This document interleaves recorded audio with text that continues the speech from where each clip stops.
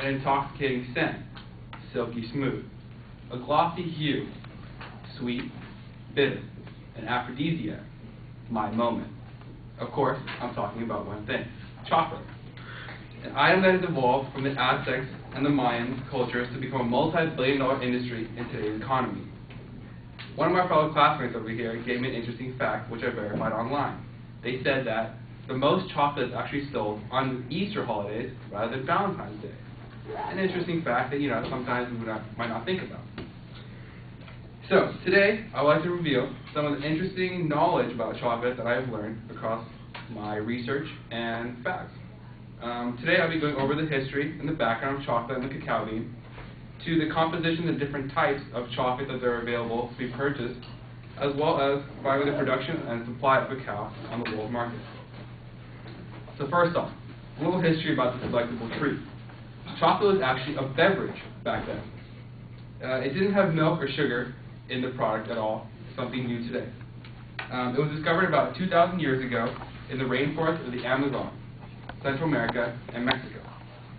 The Mayans and Aztecs were especially known for this drink because the Aztecs required a taxation from the conquered tribes.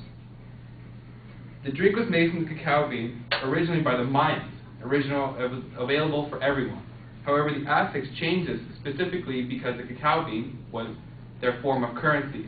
So it became a drink for the gods, the rich, and the wealthy. So in essence, one would be drinking liquid gold.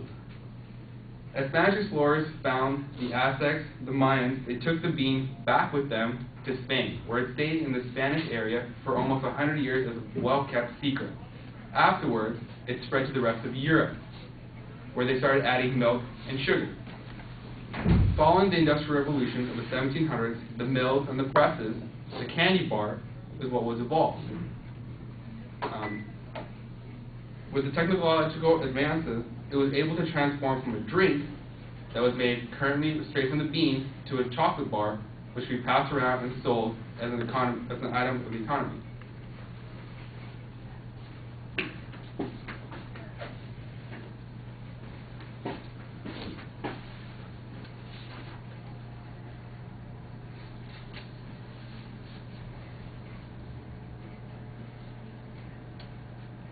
While it loads up, I would like to state that a cacao count is if you have a chocolate bar or an item made of chocolate, it is a count that the actual item amount of cacao bean in the actual item that you're holding of chocolate.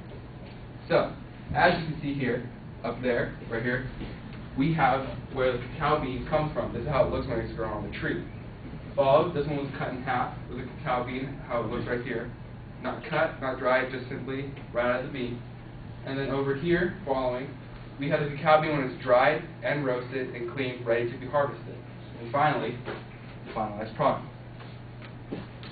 On to my next slide. This brings us to different types and varieties of chocolate available to be purchased on the market. First off, we have the unsweetened baking chocolate.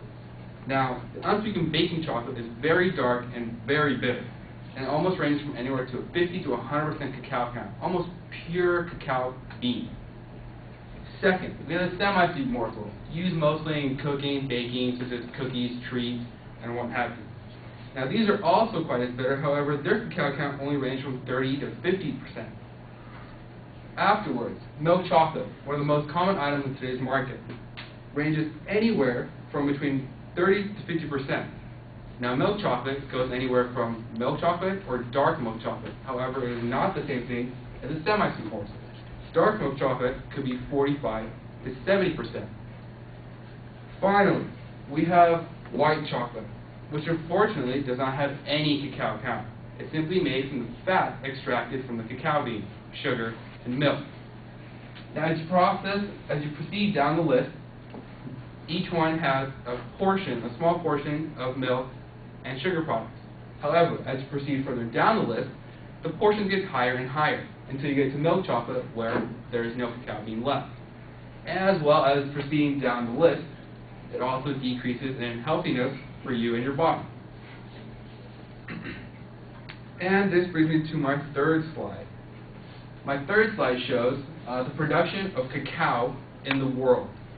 Now, the way the cacao bean is grown in a certain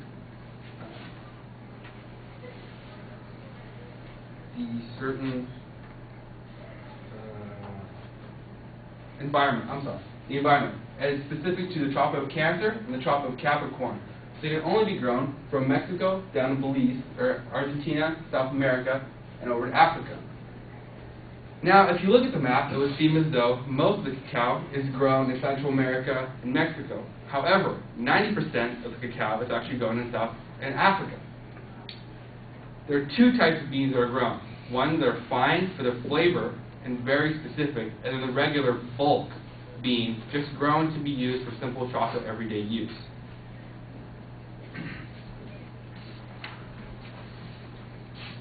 Now, due to 90% of the chocolate being produced over in Africa, you have to wonder, why is 90% of the chocolate being grown there? In recent years, it's come to the public's eye that a form of slave labor, as well as child labor, is being used in Africa. And as it came to the public eye, Hershey's and Mars had to rethink where they were buying the thing from, and also to the consumer base. So, in an effort to eradicate child labor and slave labor, they've started buying from Argentina, Belize, South America, and Mexico. So that was a little bit about the history and the background of cacao bean, some of the types of chocolate products that are sold in the market today, and some of the trade in the world market of cacao. Therefore, I leave you that next time you have some of this yummy goodness, you know where it originated from, as well as how healthy it is for you. Thank you.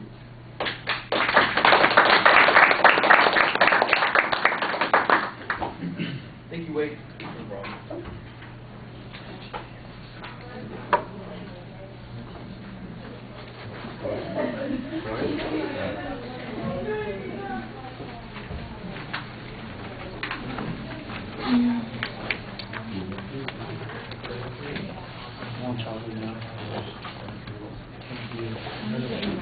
Have you got your evaluation form here? No, I completely forgot that. Hang on a second, I'll see if I can find one. I could always run to the library and go print one out. I don't. No, hang on. I'm kind of in the middle of doing something, so.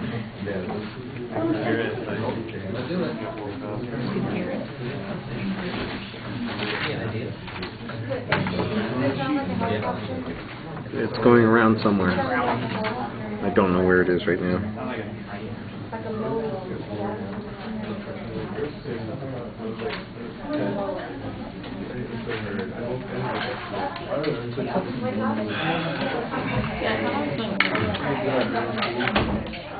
All right, Mihir, I know that Anthony did not join us, so... No, the other one.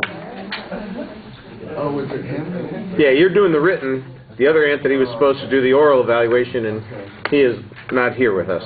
So we had double Anthony duty. Twice to Tony. All right. I thought everything in the opening was really fine. There's a good attention device, a little suspense. You've got a fun fact that's there. You transition to your thesis pretty clearly. The thesis is a little broad, but we know where you're going, and there's an excellent preview of what you're going to be talking about. On the material, I don't hear any source citations for the information, but there is a lot of information there. I don't doubt that what you've got is accurate, but make sure that we know where you get this information from, because you shouldn't be just making it up. I like the historical information. It starts off topical with kind of a chronological twist to it. The visuals provide a little bit of structure as you go along as well. I do think that you need some more information in that last section when you're talking about the problems with the African-grown cacao beans. The visuals are pretty good at explaining a couple of ideas. Actually, not explaining, but illustrating a couple ideas. I do think that there's a section that's begging for kind of a graphic about the cacao content in the different kinds of chocolate, some kind of bar graph or pie chart or something like that that goes along with the images that you've got that talks about what the content level is on all of those sorts of things, since that's a big part of that section of the speech, and we don't get that, so I think that's missing. I thought you did an excellent job speaking to the audience. Your contact was really solid, and you had a good summary that reminds us of what the structure was and gave us a pretty good exit line, too. All right, thank you.